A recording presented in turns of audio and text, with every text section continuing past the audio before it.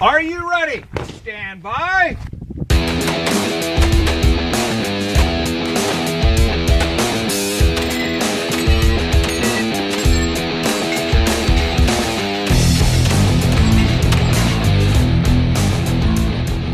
Welcome to the Three Gun Show, brought to you by Armalite.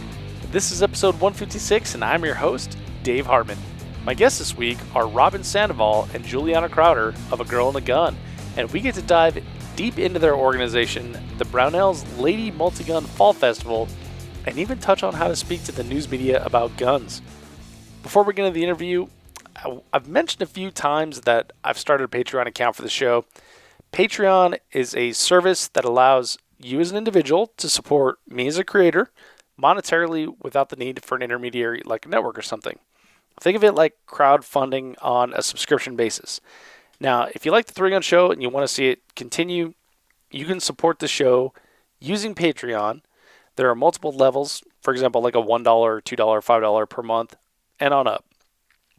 Each with their own reward, and you can see those rewards at patreon.com/threegunshow. That's Patreon. Now, one of those levels is a private Facebook group, and this has been a ton of fun to have available to the patrons, and I'm really enjoying it myself.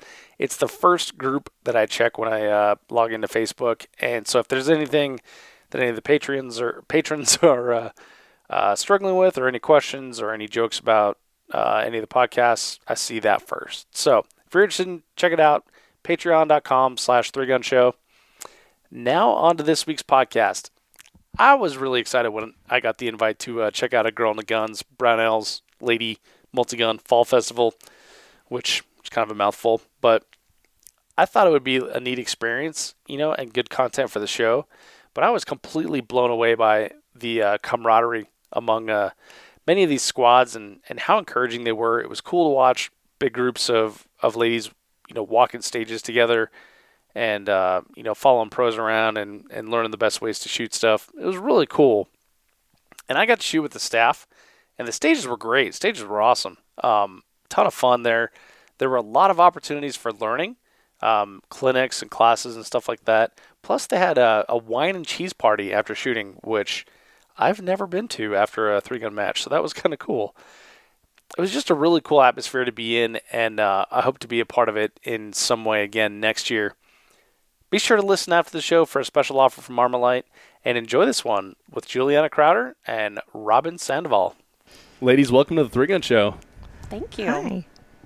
I'm excited to be here. Thank you for inviting me out to this wonderful event you guys have, and I want the audience to get to know you. So we'll cover a little bit of background on you individually, but first, Julianna, thanks for having me here. This is great. Well, it was kind of exciting when Christy Connor-Tate said, "Did you invite Dave Hartman?" And I'm like, I was scared to invite Dave Hartman. Would he come? Would he come to our match? Because I see your all at matches. I thought maybe his schedule would be booked up, and I didn't ask. Mm-hmm. So I was like, "Can you squeeze this in?" She's like, "I got this." So it was great. Yeah. So I'm glad she made that happen for us. I know Christy Connor-Tate is amazing, and she's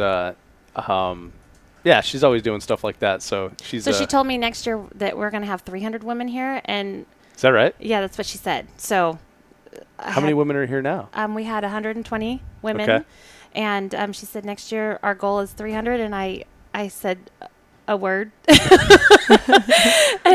I said okay. So and I told her, and she said a word. I told Robyn, and she was my word was probably no. And I was like, okay, we're gonna have to have a new strategy for next year, but it gave us a goal to work towards. Very cool. Well, and she's constantly pushing stuff like that too, right? She's excellent for getting just bringing women in. Yeah. She was brought in a very warm and compassionate way, and was inspired just to do the same. So she's a great advocate. Well, for the audience listening, we're at the Brownell's Lady Multigun Fall Festival presented by Red Stitch Targets, and you ladies are with A Girl and a Gun, and we're going to learn a little bit about that today. Robyn, thanks for being here. Thanks. Happy to have you. I'm glad you're here. This is cool. So, hey, first of all, I gotta say, this is completely unlike any other match I've been to, right? So, when I came, you guys had like a name tag for me on a bag, and there's like T-shirt inside and all kinds of cool stuff and pens and paper to write my stage plans on. But I gotta ask, what am I supposed to do with this? Did you get eyeliner?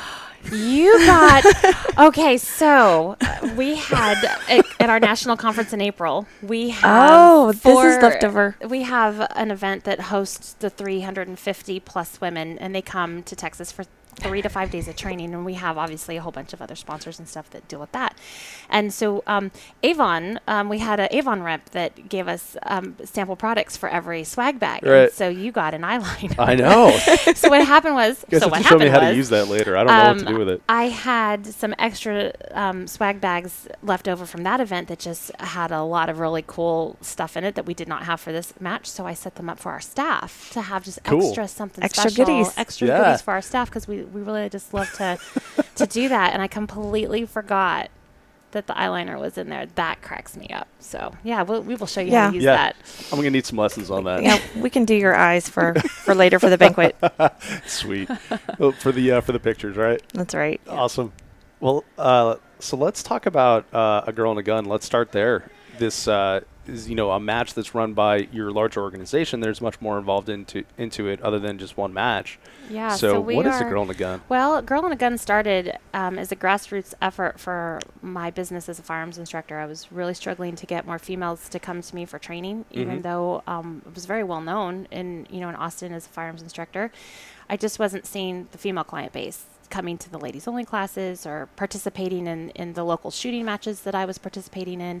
I had husbands saying, gosh, I wish my wife would participate, or just those typical kinds of comments. So I really started thinking, why am I having trouble gathering these women? And I identified all their no's. They either didn't have the time, they didn't have the money, they were disinterested because they just expected Superman to be there for them, or they thought they knew enough. They're like, I know how to shoot, I'm fine. So, or I carry pepper spray, or I'm not afraid, I'm a big girl. And which is a really wonderful attitude, but knowing that, if you don't practice and if you don't work your craft and when you need it, it's, really going to fail you. So I was doing a lot of business-to-business networking and happy hours, and going to someone's boutique for a networking event was extremely popular. And I thought, well, I'm going to have a networking event at the gun range. And Cool. I had a girls' night out. I brought my guns, brought my ammo. I advertised it to all my business networking girlfriends and buddies, and not one of them showed up. Oh, really? But 5 other ladies. One was my friend. Somebody saw a flyer I posted at the range. Somebody brought somebody from church. I had 5 ladies show up on February 28th of 2011. And I had my very first girls' night out. They had a blast, and it was no pressure. I'll show you how to shoot. We're going to have fun. We went for dinner and drinks afterwards, and they said, when are we doing this again? I Sweet. said, 2 weeks. So 2nd and 4th Mondays was my night to be at the range for girls' night out, and within 6 months, I had just gained traction north of Austin with what I was doing. And IDPA wrote an article about me in their tactical journal. And all of a sudden I had other women like me saying, I really like what you're doing. I don't want to recreate the wheel. Can I just join you? So from February to September, we formed a chapter-based organization, and I added 4 chapters. Wow. In the state of Texas. And then by our 1-year anniversary, we went national. And then I realized I needed help. And Robyn had been one of the girls that I met through my girls' night out, and she made the mistake of telling me that she did website design and she was in marketing, and I needed help I was in a crisis and I needed some help. And she reluctantly added me into her client list, and then something happened and she became my business partner. And it was the best thing that ever happened to me. And it was the best thing that happened to the organization, because what she's brought to it is why we do what we do today. Yeah, so I was at her 3rd girls' night out. Yeah. And I was a brand new shooter. I didn't know what I was doing. I was terrified to go. My husband saw her, heard about a girls' night out at the range. I guess he saw a flyer or something. And he went and looked Julianna up on Facebook, and he said, she's not a little skinny mini. She's a normal person. You're going to like her. She seems friendly. I RSVP'd for you to go. And I almost had a heart attack. And so I went. I didn't know how to shoot. I was terrified of shooting. I was terrified of meeting other women. I was terrified of looking stupid. And I went and I kind of pretended to know what I was doing. She gave me some pointers, and every 2 weeks I would go back and learn more, and ended up, becoming good friends with these girls and learning so much. And it was such a great environment as a new shooter to ask those questions, like how do you talk to your children about guns, and how do you get into competition, and how do you get your carry license, and those kinds of conversations were just made easy. And it was just a really natural progression, to learn more. So what started for me as something to help me build my business really turned into my community heart mission, because now all of a sudden I had a whole new circle of friends, plus I had a whole new circle of clients. It just kind of happened that way. And it's almost like you could compare it to like Bunko or book club, because we're getting together regularly and we're doing things socially together, even outside the gun range. It was a happy surprise, that we created this whole new community. And what she said, we deal with women all the time that are afraid to come because they don't know what to expect and if they're going to be welcomed in. Yeah. And they understand, I can really relate to that journey, and they see where I've come from, and they have a lot of similar questions. So we already know how to address them, and we know how to, address their fears before they even arrive. So we tell them, here's what you wear, here's where you go, here's how you don't look stupid. And they really appreciate that, and it makes them feel safe. So we really try to make that a welcoming message, so that all are welcome. If you just want to learn, if you're afraid, we try to break all the barriers that they may have to come into a girls' night out. So they may be curious about wanting to learn, or someone in their life, their husband or their dad or their uncle, is encouraging them to learn to shoot, and they don't really know where to start. Right. So we try to remove all the barriers. So we say, you don't have to have a gun. We've got, most of our ranges have loaner programs, and our instructors have guns. You don't have to know anything. All of our facilitators are certified instructors. So we really remove a lot of the obstacles to make, learning to shoot approachable for a lot of women who didn't really know where to start. Yeah, that's really cool. I like that concept. So Julianna, I think maybe I told you this a couple years ago when I met you in Rocky Mountain. My home range that was like involved in where I used to work, we had a ladies' night like every other Monday, and it was just like a basic pistol match, like defensive pistol kind of thing, like kind of reminiscent of NRA defensive pistol. But it was ladies only could shoot, and unfortunately we didn't have like a cadre of female instructors or anything, so it was me and 2 or 3 other dudes, depending on who was able to go, and we would do the same thing. We would, welcome anyone who would come. You can use our guns, you can use our ammo and stuff like that, and it was amazing to watch the camaraderie What we're doing is not necessarily a new concept, because, absolutely. I mean, there's been gun clubs and male instructors across the country doing this for years, and so one of the things that we did run into when we were kind of a young organization, and every once in a while we do, is that we get a guy that is qualified, and sometimes may or may not be, but they want to participate with us, and they don't understand why we say we really want to be ladies only, even in the instructors, for specific events like Girls Night Out, is because of the conversations we're having. I mean, it's not just going to the line and teaching somebody to shoot. I mean, we're talking sometimes very intimate, personal details about our lives, our bodies, our things that abilities and disabilities, past that experiences, maybe a male fears. instructor may not understand. Some of them do. I mean, I've worked with some extremely fabulous male instructors that do understand those things, but on a normal level, we're speaking different languages. Yeah, and I always knew where to be like, I think you need to ask her, because I don't know how to. Right, you're like, how do I move this? Yeah, to the belt fit? that I'm wearing is not going to work for you. Exactly. Right. So, where we have been successful is we say we just want some girl time. We just need some girl time at Girls Night Out and a few of our events, and then where we kind of push them out of the nest and integrate ourselves back into community is when we go to local matches, when we tell them to go to regular, training classes, sign up, when we invite our instructors to come to conference or, events like this, so that we can say we are still part of community. It's just a couple of nights a month. We just want to hang out as girls. Because that's a normal roadmap. When someone comes in, they're at a local range and they're in a comfortable environment and they start shooting static targets. Well, then we They you get know, that's bored fun for a and- while. So let's get you moving and shooting. Let's get you out and doing competition. Let's, you know. So by the time that we are pushing them out of the nest into shooting community, they are already confident and they assimilate better and they're welcomed Mm-hmm. a little bit easier. And so, yeah, we love our guys. Guys are really important for, you know, for us to support us in what we do. We can't, I mean, we don't do anything Yeah. without the support of our husbands and our colleagues. So, That's great. and they are very understanding that they don't want to, they are very happy to be like, girls' night, bye.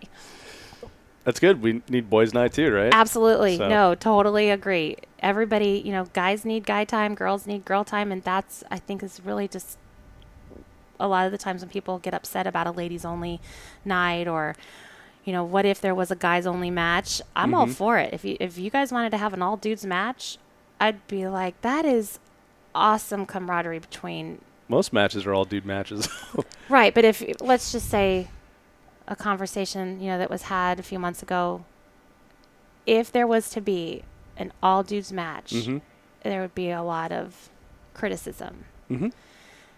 And I feel badly about that because we promote all women events. Right. And I would never want to take that away from guys needing, you know, time together. And because we do have opportunities to shoot at any match we want to go to. But if y'all wanted to do a boys retreat, I'm all about it. Do it.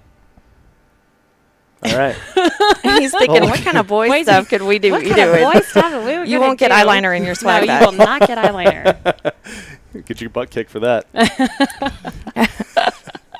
That's awesome. Well, so if someone's interested in like the girls' night out, what can they expect when they go to one of your events?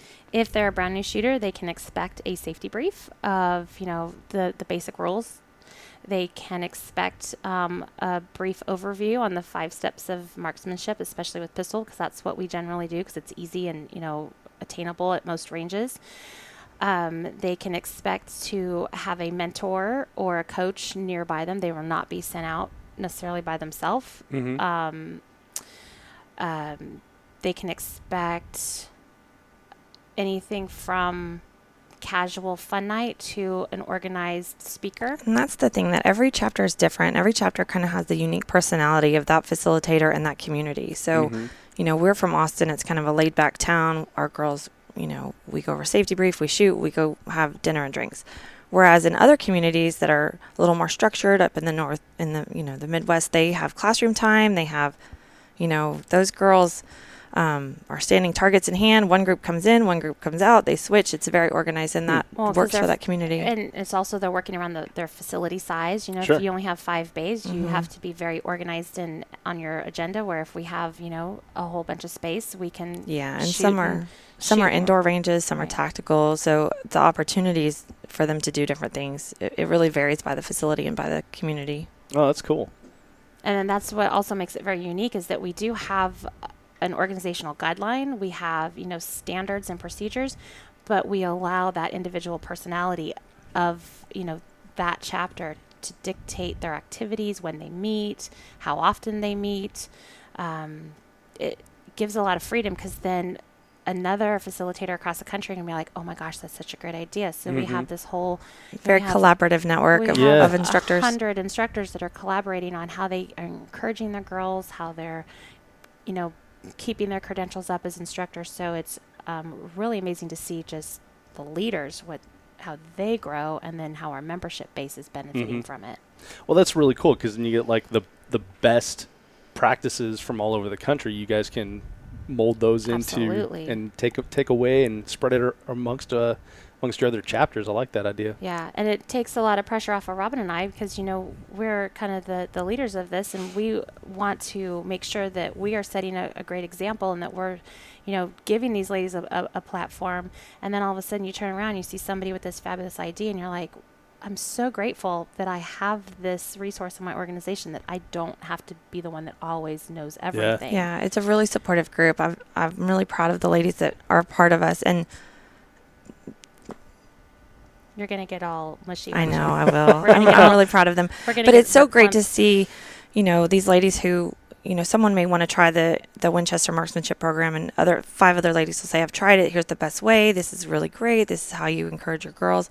And it's just so many people have these great ideas and experiences. And we have, the creative types who come out with the snowman targets and everybody prints them. And, you've got so many different people with different talents. We have a few chapters that are kind of blingy girls, and they've started doing charm bracelets and stuff for different achievements. And these ladies, I mean, they are seriously creative. I mean, they've got these charms that I did not even know existed for shooting sports and firearms and bullets. And I'm like, where'd you get? And they're literally creating their badge of honor that they can wear out in a necklace or a bracelet by coming to events and earning a charm. That's cool. And then it's like a conversation starter amongst their friends. Yeah. Bring more people into the organization. Yep. How cool is that? Brag bracelets. Brag bracelets. It's going to be a thing. It is a thing. She just said it. It's trademark it. It's a thing now. I like it. So when did you guys decide, we're going to put on a big match, and why 3-gun?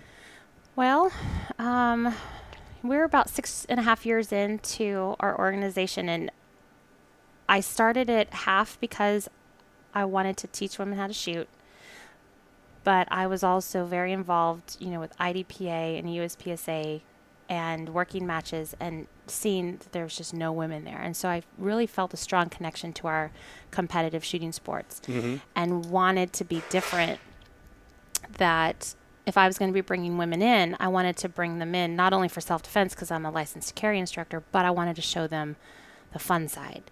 So I wrote the mission statement, to reflect that we are a shooting sport, recreational organization. And I lost my train of thought. What was the question? Getting him into competition No, we shooting. started this because, Julianna's really started this whole organization to get women off the sidelines of their lives because she was competing. Right. But there were a lot of ladies there, but they were watching or they were helping out, but they weren't shooting. And so, we started having our biggest event is conference. We have our national conference, and we have about 400 people on site taking training classes on every topic you can think of. And a lot of those classes are competitive based, but to have a match is a little bit, it's a whole different animal, and creating the competitive nature and the stages and all of that. And I just remembered the question, how we got started on this. I'm sorry. I went down a rabbit hole and I got lost. So how did we get to this major match? So through me working USPSA Multigun Nationals and meeting the 10 women that were at that match, Diana Mueller was there. I remember meeting Jessie Duff, and I met Kay Michalik, and I was starstruck by these women. And here I am just trying to get more women to shoot, and I'm seeing these female competitive professional shooters, and I'm like, there's only 10. There's like one squad, and it's like I have a goal now. I have a mission. So I was very fortunate to meet these women and them mentor me and how I can just go home and get more women. And then it just grew to more exposure, more relationships, more opportunities. And I said, hey, ladies, will you come, teach? Will you teach for us, or will you help me? And, Denise at Rocky Mountain 3-Gun, she helped us put on our first 3-Gun university. Because I was just holding retreat weekends and getting women out to shoot, over the course of a weekend. And she put on clinics, and she put on a mini match for us, and I was able to put together a price table to say, here is what an experience could be, here is a sample experience. And that was so successful. We had almost 40 women come that first year, and they couldn't wait to do it again. So she hosted us a second year for 3-Gun University, and it dawned on us that we're running a match, right? Not just a training event, not just a conference with speakers, but we were running a match. And it also gave them a goal. If we can do 3-Gun University in the spring, and then they can learn the fundamentals and get their skills and get their gear, and then practice so that in the fall they can really compete. And we chose Multigun because it's was very hot sport right now. We have a lot of support from our pro instructors that want to see us succeed. So it was just kind of the easiest match for us to put on because it did just have so much popularity. And if you were partial to your shotgun, there's a reason to come. If you're partial to your pistol, there's a reason to come. And so these ladies actually started having to cross-learn firearms because they wanted to participate at some level. So we kind of did something sneaky and didn't even realize it. And really, people were just saying, so when are you really going to do the big match? And I was like, oh, wow. So we jumped on board. We jumped in. I called Nick right away, and I said, I need a home. And Nick Noble, Rock Castle Shooting Center. Shooting Center. I said, I need a home. There's no place else I'd rather do it than here because I love this place. And he has done everything to make this a successful event for us. They're really supportive of what we do. He says that he enjoys seeing families come out and be involved, and we're really grateful for his support. So we've, we talked to our sponsors and we said, are you on board? And we had a wonderful, overwhelming support. And we had Mike and Nancy Oberman that organized to make sure we had steel. That's kind of a big deal. Yeah. That's a big barrier. If you ain't got nothing to shoot at, you ain't got a match. That's true. And so we were very grateful to Andy Horner for, lending us some steel, and Red Stitch Targets jumped on board. And before you know it, other people were lending us, stuff, and we built a match. And we got 100 women to come. And it was a little scary because they didn't know what to expect. We kind of weren't sure because, our culture is very different. And if you're not a Girl and a Gun member, or if you haven't really worked with us, we are an odd animal because we are not a normal 3-gun match, or, we just do things differently. What makes it odd? Our culture, we're just, I don't know, Robyn, you want to say something? We're welcoming, we embrace women of all ages, sizes, abilities. So we kind of give permission to women to come out and try. Women who may not go to a match or be fearful of looking stupid. And I don't want to say that other 3-gun matches are not like that because we know that's the furthest thing from the truth. We know it can that be intimidating, though. It can be intimidating from the outside. When you get there, you realize how welcoming people can be. So our whole core mission, if we go back to Girls Night Out, of just saying, here is the... We're going to break down the barriers and we're going to walk you through it. So if I can get women to come to this match and we're going to give them a reality of what they're missing. We didn't dumb down this match. It's a very challenging match. Last year was a physical match. There was a lot of movement. This year, it's a very technical match. There's a lot of targets. Yeah. There's less movement this year, but there's, more thoughtful things in strategies. So we're trying to give them a taste of what's out there, and say, guess what? If you can do it here, you can do it at any of these other majors and locals. And we did have women that came out last year and shot, and now they're regulars. Yeah, we had a lot of new shooters last year, and I think this year we had about 20 new. This is their first major match. One gal, she got a scholarship because she's military or law enforcement. We had Ranger Proof give out 5 scholarships.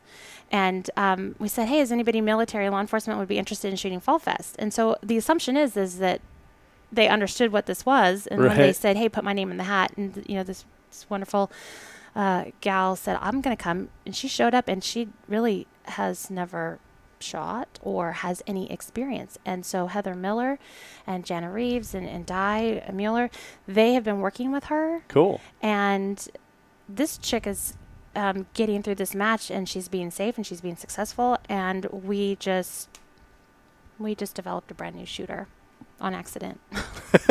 But that's what's so great. And you've seen it when you're out at the stages. Everybody's cheering for each other. Everybody wants everyone to succeed. It's not as competitive. People really want you to do your best. The girls are clapping.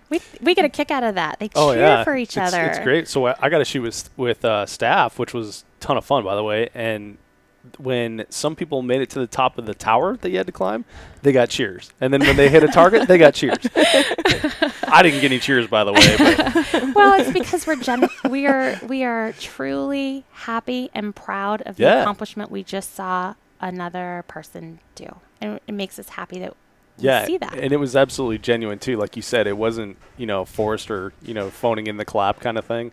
Just the No, I think people get the genuineness of this crowd, and like I've always said, it's Julianna and I are real people. We're not trying to be tactical pro shooters. We're not trying to be gun bunnies. We're just real and approachable, and so many people relate to us, and everyone has their own personal goals that they set and their own personal insecurities about, well, can I get up the tower? Well, you made it, girl. Let's cheer for you. Whatever your obstacle is or what's holding you back, we'll help you get past that. Right.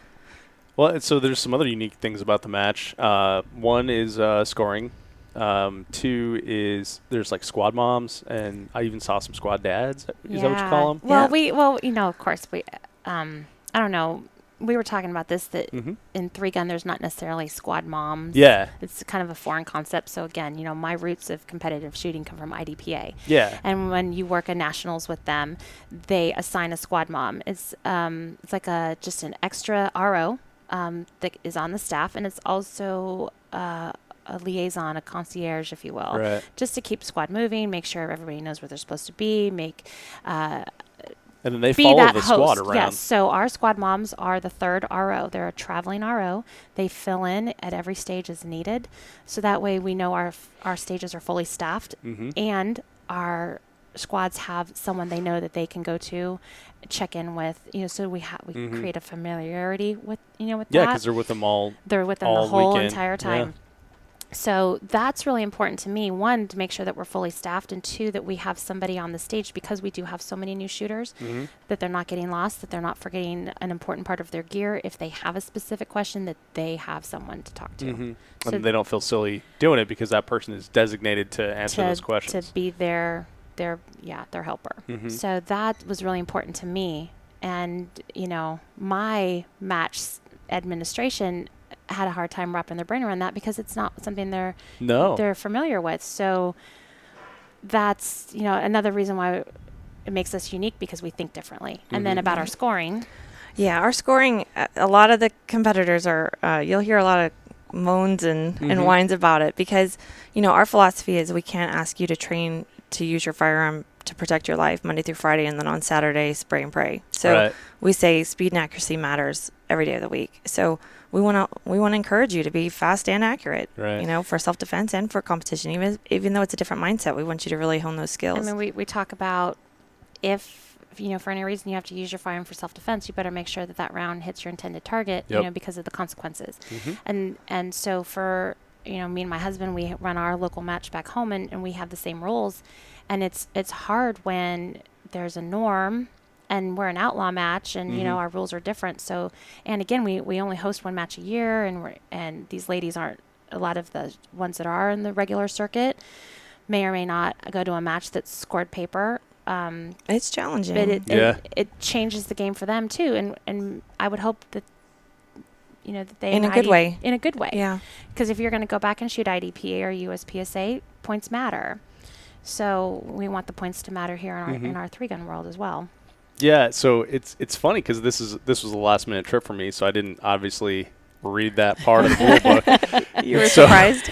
Yeah, when You missed the shooter brief on that. yeah, I did actually, because I had come in late the night before, so I slept through the first two stages. You're But like, so funny story. yeah, it was great. So I think it was the third stage that we had shot. It was at the bathhouse. I saw the scorekeeper going through and counting. I'm like, Uh-oh. what are you doing?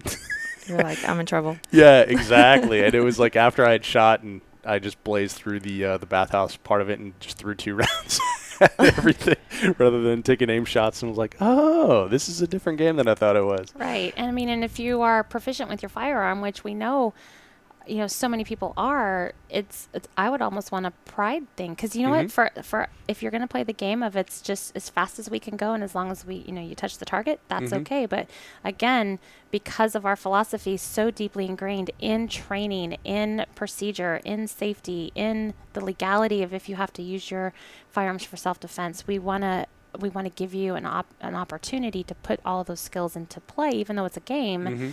But it's still a stressed induced stressed environment. You're Yeah. under the clock. It does kind of mimic what real life could be. So Yeah, that's and it's cool because the people that come up through your programs know that, right? And that's part of their training. And then the people that come from the 3-gun world and maybe don't shoot a lot of a girl and a gun type matches, it's a completely different game for them, and now they have to And I reset think it's a challenge, because It is. they know each other so well. They know where each other's strengths and weaknesses are. So on this, I think it's a little more of a challenge. I think there's a little more of a wild card on who's going to come out on top.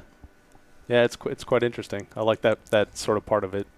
So you guys have a number of other programs involved in this weekend, and that's one of the major things I noticed is, like, this is not just like a match. Come here, do whatever you want. We have so many variables that we deal with the competitors, the participants that are coming. Again, if you're a brand new shooter and you missed 3 Gun University, or maybe your chapter doesn't have a strong competitive shooting club that they can learn from in a monthly level, these ladies are coming in here and they had the opportunity to take pro clinics on specific topics with pistol, rifle, shotgun, so that they were prepared for what they were going to experience in the match. So some ladies came in 2 days early. Not everybody has access to, hang out with Aaron Hayes for 3 hours and tap his brain on, every other weekend at a match somewhere, or hang out with Ashley at a local match. So these ladies came with like life-changing time with these pro shooters. Even everything they said, one girl said, they were doing some pistol drills with Ashley Rourke, and they asked her, well, can we see you shoot it? And, she burned it down, and they just seeing her do it, they didn't even know what good could be. Yes. It lets them see. And that is a huge thing in 3-gun, and that's why you squad with better people, They saw her miss, too. Because she was pressure was on there, and she shot, and she had a real life boo-boo. And it was like, see, it even happens to her. And so there's learning opportunities everywhere. Yeah, so you had pistol skills with Ashley Rourke, and then you had, I'm guessing Aaron did some sort of shotgun clinic. Aaron and Jana Reeves and did the shotgun clinics. Diana Miller. Did the rifle work. And then Tina Martin-Nims did a gear class, and she also did a Know Your Dope. So we talked about optics. Very cool. So she specialized just on how to understand what you're looking at and read your optic. And I heard great things about all those classes from a lot of your competitors too. It sounded like they really enjoyed them. Well, when we bring in the best staff, I mean, we are I'm jealous that I'm not down there in those classes. I know. I'm like, tell me everything she said. Right. So you've put on this great match, and knowing this is going to happen for a year in advance, there's a lot of work that goes into it. And last minute, in the national news is a very tragic event that happened in Las Vegas, where someone used the things that we use for sporting for fun to inflict pain and kill people. Right. And we all know that there's been other mass shootings before, and every time it happens, there's a collective sigh in our community. And we've done other interviews and pieces on the topic of Second Amendment and why do we need these guns, and now a very intense focus on the AR-15. I'm just pleased that they're actually calling it an AR-15 this time. Yeah. I'm not really sure how the terminology got flipped for this, but all of a sudden they're calling it by the right name. So if that's progress. That's progress in the conversation. Yeah, it makes you wonder what the ulterior motive is, though, because it is the politicians and the news media. So now they're calling it an AR-15. So we can't just say, well, it's not really an assault rifle. It's an AR-15. Right. So you wonder if they're prepping for, banning an AR-15. Yeah. Yeah. So where I was going with that was, you put in all this work. We've known this was coming for, months and months and months. And then at the very last minute, CBS wants to come here. And what we would assume, us being people that have been in the firearms industry for quite a while and have lived through some shit, is that they want to use your event, your empowering thing, your joyous occasion to paint us in a bad light. So what do you do when you get that call? We don't shy away. And that's one thing is when given the opportunity to share what we do, we take the chance because we want our voice to be heard. We can't all just cower behind someone else will do the talking. So we wanted to show these empowered women who are getting training, and it's a positive community. We want that to be shown. When CNN called years ago, when MSNBC called years ago, when the Australian Today Show called, I took the interview and everyone said, "Don't do it. They're gonna paint you in a bad light." And what I did was I got mentored. I learned how to really know my mission, know my narrative, stick to my plan on what I wanted my voice to be. And we have been very lucky that they have done right by us. And I was confident that we would have the same experience with CBS because we know our message, and when we tell them the message, they really can't spin it. And I know some tricks of the trade of we record everything we say to them. So if they do try to turn it around, I will post exactly what I said, and they know it. And that's important, right? That accountability. And it in our modern time of like having a 4K camera on your phone, right? It's very important to use that tool to protect ourselves. Right. So I am protecting myself, and I'm accepting the risk that they're going to do right by us, and I feel CBS did a good job. Yeah, I was completely blown away. I watched it this morning on the internets, and I was super surprised. And they interviewed Robyn with the two other participants, and they interviewed me separately. And you never know what their how the story is going to take place. You kind of think based on what they're doing and how the producers talk to you. And I think Robyn was really shocked that I was not included in the piece, and I was completely prepared for it because the things I said in my interview were somewhat related to the topic that they were wanting. But I said, you want to talk real? Let's talk real. And they couldn't use it probably. Really? I mean, what was your real talk? Well, my real talk was, what was the questions about, is ARs for civilian use? And I said, absolutely. The reasons are conservationism. Everybody wants a green planet. Part of having a green planet is having a healthy ecosystem. Having a healthy ecosystem means we need hunters. Hunters need rifles to hunt. I said, we have self-defense in time of civil unrest. What would be a great tool? My rifle. Because I don't want to get that close to the threat. Sport. My sport would go away if I didn't have this rifle. I gave them 3 very valid reasons why having these, firearms just for civilian use are okay. And then I said, if you want to take away, look at our European neighbors, look at Australia that have such strict gun laws. They have other kinds of violent crime. They have, the high knife violence, right? So if you take away the gun, you go to the knife. Take away the knife, they go to the baseball bat. Take away the baseball bat, you go to the U-Haul truck. Take away the U-Haul truck, you go to the airplane. And I'm starting to see their faces, the colors draining from their face. and I just ended it. I said, you cannot legislate morality. It's very true. And they're like, all right, it's a wrap. Let's go.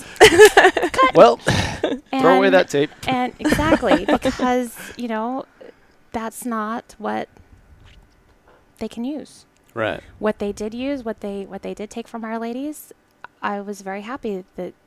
Basically, the narrative they showed was that people who were once fearful of guns got training, now feel empowered, and now use them for sport and self-defense and many other uses. And that was kind of the conversion of heart. Those were like the bookends, right?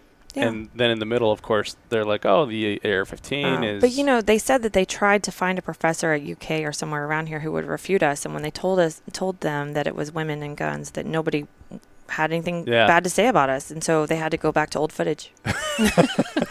Score! And they did. They went all the way back to the Vietnam War. It was like black and white. Well, I think the women and guns being a defensible position that people don't want to attack is very important to I think it's important for us too to show women in this light, because so often the stereotype still exists of the typical American gun owner who's usually white and a guy and middle to late age, wearing plaid, right? So when they see camel pants. When I say I'm just a regular mom, I'm at the school, you see me in the pickup lines, and then all of a sudden it becomes a whole different narrative, right?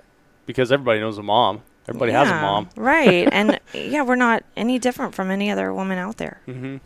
Yeah, and it's easy to hate another group, right? Those rednecks that are, someone you can't It's really hard relate to hate your grandma. Well, yeah, because really exactly, because everybody has a grandma, everybody has a mom. So those are two relatable individuals' characters that you can create in people's minds. And every time there's a something bad that happens, and the last really bad thing that happened was Pulse. Our mission shifted. We still have our mission of getting women in competitive shooting sports, but so many women find us in the first place because they're interested in self-defense because they literally don't know about the Right. other side. So our mission was actually able to shift a little bit. And this year, I mean, we've always done it before, but this year at National Conference, TAC Med really became important. How to survive, Close quarter encounters. and what is Robyn has the best thing that she says now, and you are. Oh, you're your own first responder. Yeah. And that's so important because, after the pulse, every time this happens, it's kind of a wake up call for you to tap into training you may have had, but you may not be using every day. And Right. people shelter in place, which means now they victim in place. Right. And Right. after pulse, I took a class because I saw someone on the news who had, he was being hailed as a hero. And he said, all I did was open a door. I saw there was a fire exit and I pushed people out. And I didn't want to be the person who was standing there, deer in the headlights. Yeah. I wanted to be the person knowing my exit and getting out. Yep. And so sometimes you have to remind people. And so that's why I took an opportunity after the Vegas incident to remind people, know your exits, carry a tourniquet, use your TAC medicine. And, it's just a good reminder for everybody to kind of be their own first responder, to not be trapped in a situation, but also know if there's a door, go through it. Yep. Who cares if it says... Or pick up a tool of opportunity and defend yourself. Mm-hmm. And so that allowed us to now bring in a whole nother set of instructors that have been teaching this stuff for years that people just passed off as non-important. Right. And now this is a new normal for us, unfortunately. These are, we have earthquake drills in California. You got tornado drills, in Midwest. You teach your kids how to look both ways before they cross the street. This is now part of the American experience, is that we need to know how to evacuate in a time of crisis. Mm-hmm. And we also, that's some of the things we talk about at conference, but we give knife classes, we give unarmed defense classes, we do improvised devices. If you don't have anything, grab a fire extinguisher. We do, what are some of the other ones? Flashlight, a lot of people are using tactical flashlights to blind or to, illuminate their target. So there's a lot of skills that are involved in self-defense that are not necessarily firearms related, but just about being aware. And then we tie it all together by saying, you've taken the time, you've invested the money, you've learned all this stuff, and to keep it fresh, go shoot competitive shooting, sports, because that's keeping you manipulating your firearms, that's keeping your accuracy trigger going. time. That's your trigger time. So Gets your brain moving too. the It's a problem to solve. Yes, the two really just need each other. The self-defense and the competitive shooting really do have a place together, even though we're playing a game. Sure. It all will relate back. Yeah, and I really enjoy the game, and a lot of on the show I compartmentalize things, right? Like I don't talk about self-defense topics because I'm not a self-defense instructor anymore. I don't It's not your cover focus. like no, and I like the game so much that that's what I want to cover, right? But I do recognize as an individual that those skills do translate over. The time I would need to use a rifle for whatever reason, I would be way more proficient than someone who doesn't shoot competition. When the zombies are coming. And competitive shooters are so safety conscious. Mm-hmm. And you can definitely tell the difference when you're in a gun store of Oh God, who, yeah. you can tell who's a competitive You can tell a shooter. difference when you see someone's kids on Facebook, whether their kids have trigger discipline. Yeah. Their fingers are off their Nerf gun triggers. Yes. Yeah. Yeah. Yeah, I like I'm pretty bad at this. I shouldn't give away my my secret, but when there is like a new shooter like Super Green, but he shows up wearing something camouflage, I stand behind the scorekeeper because I don't want a gun pointed at me. So but it's a fact. I've seen it like too many times. Like the folks that Well, are because they don't know. They think that's And that's also- the They think that's okay. stereotype. Well, A lot that's of- the stereotype. And a lot of times, I think men think, "Oh, I can just jump in. Yep. I've got the Y chromosome. I'm good." which is true, right? We can do anything. Well, that's one great thing is that our women are not afraid to just be sponges and learn everything they can. So I think that we typically have, safe matches because we have women who are really conscious of listening and learning, and that's a Well, huge to go part of back it. to a story I was telling you earlier, when we had ladies' night, the other Monday night was anyone could come. Mm-hmm. And so as part of being an instructor for both of those, I had to teach men, I had to teach women. And who do you think I like teaching much better? It was the Yeah. people that listened to me, which was the women, Right. And Well, so, on the flip side, I have a lot of guy clients, Mhm. and you would think that would be odd because there's a certain vulnerability Sure. of learning firearms. Well, guess what? They can be vulnerable because yeah, you don't have to be tough, they right? do not have to be tough in front of me. Nope. So it's just Oh, like that's a interesting. woman can ask her questions, a guy can let his guard down, and say, you know what, you know more about this than I do. Tell me if I'm doing wrong, you know. And when I correct them, I'm correcting them, and it's not a macho slap. Right. It's It's not like, hey, you're less of a man because you have your finger on the trigger. It's just, Exactly. hey, this is a safety thing. we are, you know, sometimes I can see that they're a little nervous because they think I'm going to think they're less of a man, Mm-hmm. but with my ability just to say you're my student and I'm going to treat you just like any other student, Mhm. you know, I really do having the guys come for their private And lessons. I think that's why men That's pretty cool. like working our matches and like coming to our events in the first place. Is it doesn't have the macho stuff that's going on in general, and they can just be themselves, and they can be helpful, and they can be encouraging, and Yep. it's just a completely different Well, and vibe. it keeps me fresh because the conversations I'm having with the females and the issues that they deal with, I can have the conversations with the guys to be like, so when you're with your wife or your daughter or your son and your family, here's the things that they're dealing with, and vice versa. I can have that conversation where maybe they're not having the conversation, and I can inspire them to go home and Well, you don't have, do that. you know, a whole lifetime of little conflicts and like trying to avoid and keeping everything on the mellow, right? Correct. You come from, this is this the is the plan. facts. This is how you need to go home Yeah. and get your family on board. Yeah, absolutely. Well, the last thing I wanted to talk about with you ladies is you know, we touched on a little bit the concept of a ladies only match. So I'll be honest, like I looking around 3-gun matches and shooting so many of them, and I see like the warm, welcoming environment. I didn't understand like why you would want to have a ladies only match, because I'm like, why wouldn't you just come over here? This is a great match. These people are so cool. Everyone's really nice. But after, you know, one day of shooting with your staff, like I got it. You know, watching the ladies cheer for each other when not even in like a shooting accomplishment of getting into the back of the pickup truck, of climbing the tower, of climbing over that weird tank looking thing that probably shouldn't be there. You know, it was interesting. It was an eye opener, and like I had like a whole 180 degree turn. Like, okay, I was I'm really so wrong glad. on this one. I'm so glad because a lot of people don't understand what we're trying to do. Well, Yeah. and one thing that we hadn't talked about in our culture is that we really do deal with the woman as a whole. It's not just the shooting sports.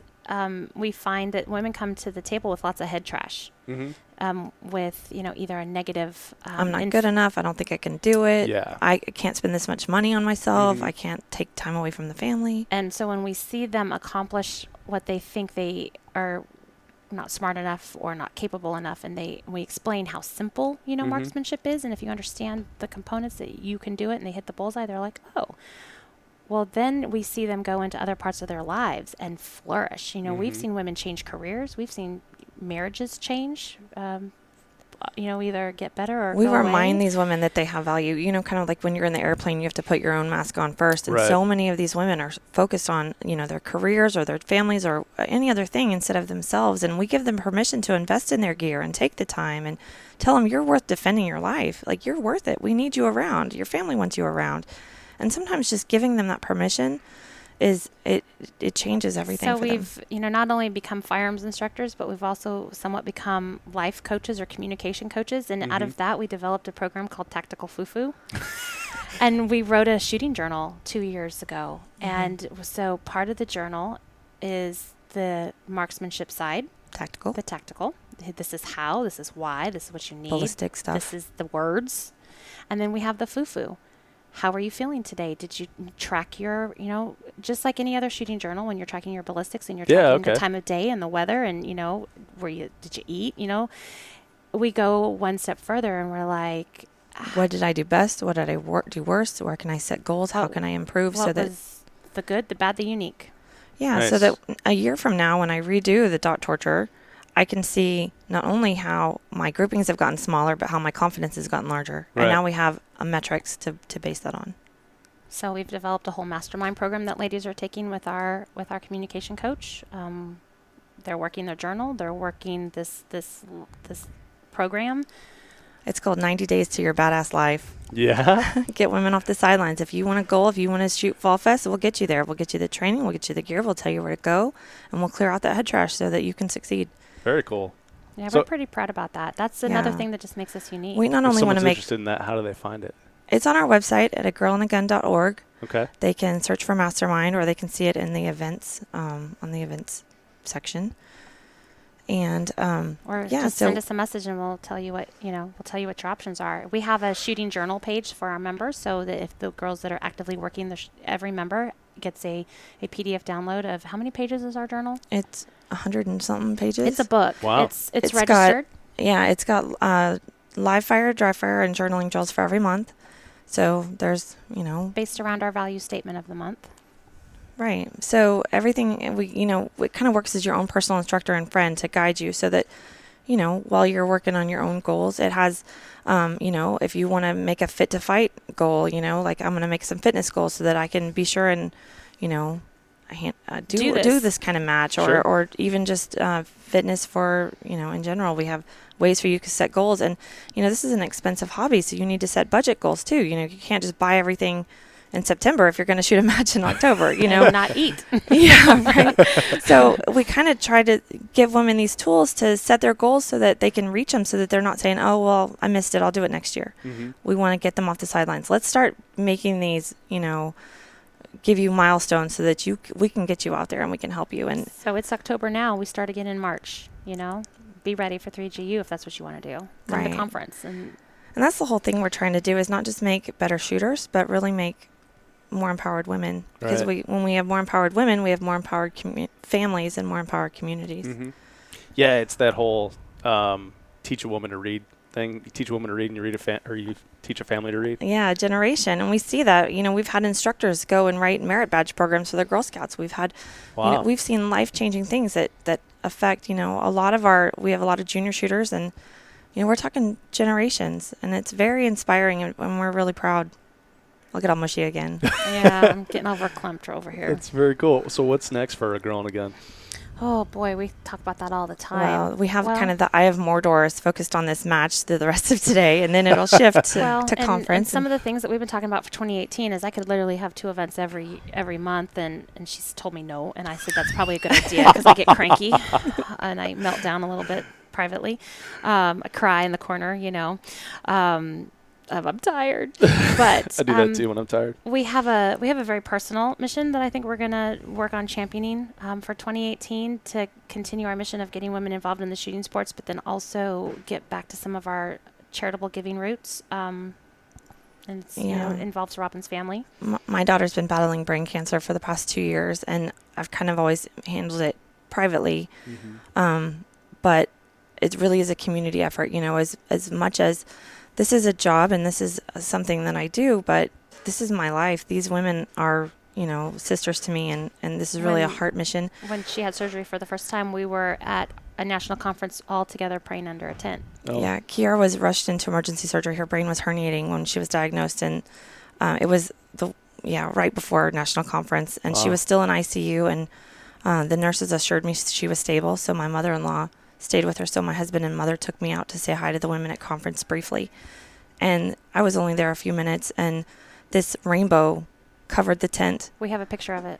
It was really surreal, and it was, I really believe that God put the most powerful women in one place to be prayer warriors. I wouldn't have made it through that time. And so our motto is, it's more than shooting, because it's fun, it's empowering, it's friendships, it's all this stuff.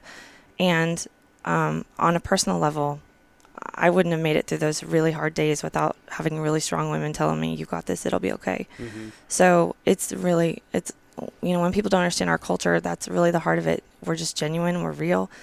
And I'm finally to the place where there's a lot of foundations doing good work for pediatric brain cancer. What I want to do is raise awareness, because unfortunately my daughter lost her vision. She's completely blind because of the tumor. And I kick myself because if she was diagnosed sooner, she would have her vision. Mm-hmm. And I don't want another mom to go through that. So I want to use this platform of this sisterhood to tell other moms, here are the signs for pediatric brain tumors, and just get some awareness. And hopefully raise a little bit of money, because Robyn told me the other day that there has not been any new medicine. There's not been any. Yeah. Mm. Her Speak to chemo that. her chemo treatment is the same that's been used for the past 50 years. the federal budget doesn't go towards pediatric cancer. It only goes towards adult cancer. And it's frustrating for me as a mother to see my 7-year-old going through 61 now weeks of chemo while, there's so many Viagra and Cialis and all these other drugs being developed for things that are not as important as my daughter's brain, and I want her to grow up. So we're going to work on and hosting some kind of event, or maybe, even at Fall Fest next year, we'll have a focus that somehow we can bring awareness to this and maybe raise some money for, our charity of choice that's working very hard to do the research and, just bring this back around to our heart mission. I mean, this is the life we live every day and do Girl in a Gun every day. And our members know that this is a real part of our daily lives, and they want to be supportive of that. So hopefully we can do a little good work. I gotcha. Well, where do you see the sport of 3-gun headed? Oh gosh, you know what? Sports change all the time. Mm-hmm.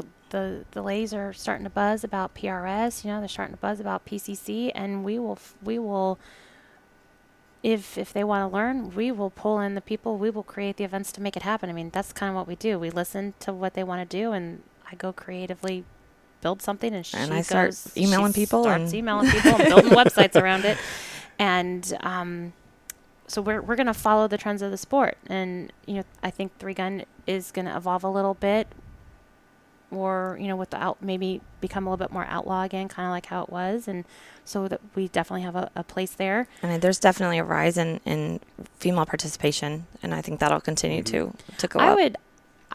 5 years ago, I kind of brainstormed the shooting sports experience, which is kind of what the NRA did, just a couple weeks ago with that big match that they NRA had. World Shoot. Yeah, and I think it would be fun to do something similar to that, on our level, a smaller level, so that it's a little bit more accessible. Is shoot the IDPA, shoot the USPSA, shoot the Steel Challenge, shoot the 3-gun, because these ladies have so many different flavors, and not all of them are 3-gun shooters. So if we can open up other opportunities, sporting clays, our Pennsylvania girls are sporting clay crazy up there, and it just lets people see what else is out there. We want to give them opportunities to come to an event too that is their passion. Yeah, and if your home is Rock Castle, you can do all of that here. Absolutely, right. Exactly. Especially with the new sporting clay run that's going to be coming in. So yeah, that opens up all new opportunities for next year. Yeah, very cool. Well, ladies, this has been a ton of fun, and I do appreciate you having me out here. This has been so cool. So if you guys can leave the audience with just one thought or one piece of advice, what would it be? It's more than shooting.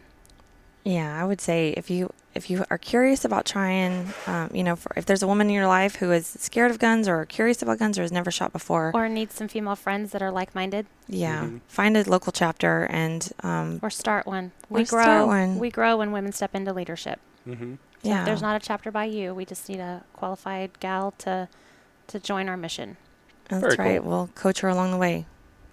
It's life-changing stuff. I'm glad you got to experience that. Yeah, this was great. This is a ton of fun. It was cool watching all the ladies interact and everything on their squads, and especially with like their squad moms and their pro liaisons or whatever you call them. And it's a really cool experience. So thanks for having me out here. I really enjoy what you guys are doing. I think this is a cool concept. So thank you, ladies. Thank you.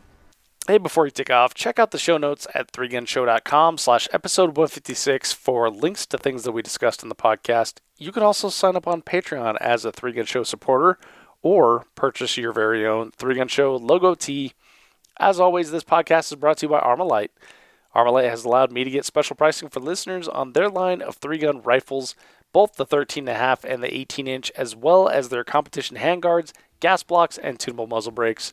If you're in the market for a rifle or components to build your own, just email me, dave@3gunshow.com, and I will hook you up.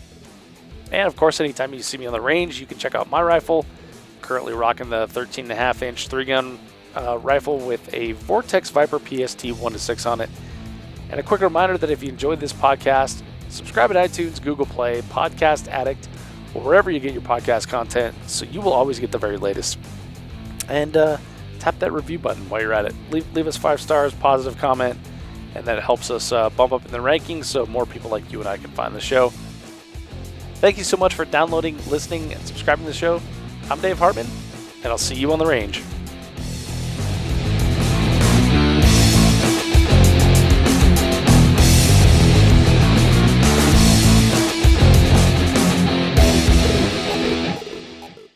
If you are finished, unload, show clear.